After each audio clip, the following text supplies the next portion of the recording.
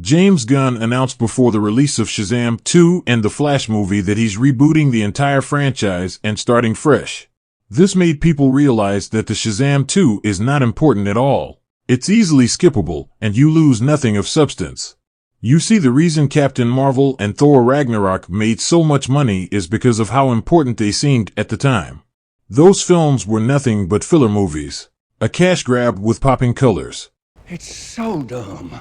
It's so dumb, it's brilliant. No!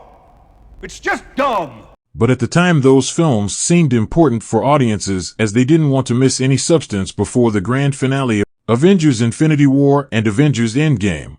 James Gunn's announcement of DC reboot at the time seemed necessary, but looking back it seems like James Gunn purposefully sabotaged these Snyderverse movies in order to prove to DC and Warner Brothers that a reboot is necessary in order to make profit through these films.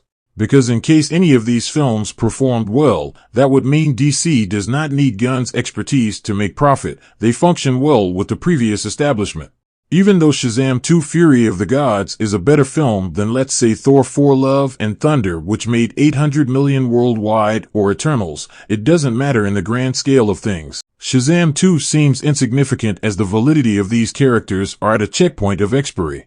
Now Dwayne Johnson and his ego, aka Black Adam, did contribute heavily in destroying the Shazam momentum, as not only was the Black Adam movie extremely derivative of the initial Shazam one, where a child who was fascinated by the Justice League members encounters a Superman-like superhero with a thunder symbol on his chest, but even the story itself was the same. Evil magical beings need to be stopped in order to save the world. The Marvel Cinematic Universe is known for its big spectacles and high-stakes plot lines, but it's often said that Marvel movies all end the same way. Wait, can you say that again? Just the way you said it. Just the same way. So 2005. Who let The Rock cook? If you smell what The Rock is cooking. What are you? An idiot sandwich.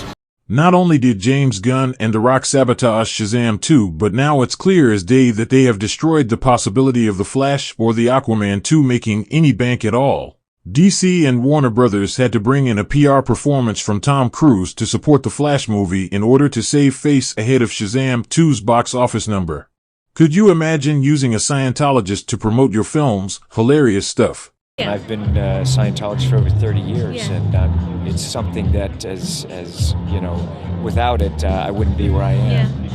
Tom Cruise would do well to remember that he's in a cult, and everyone, for some reason, has decided to give him a pass right now. Heck, I'm giving him a pass because I'm liking his movie so much. But he's right on the edge. Everyone could turn on him in a second. Jimmy Kimmel was already zinging him hard at the Oscars this year. What a shame. James Gunn worked for Marvel Studios and Disney. He's been there since the inception of the Marvel Cinematic Universe.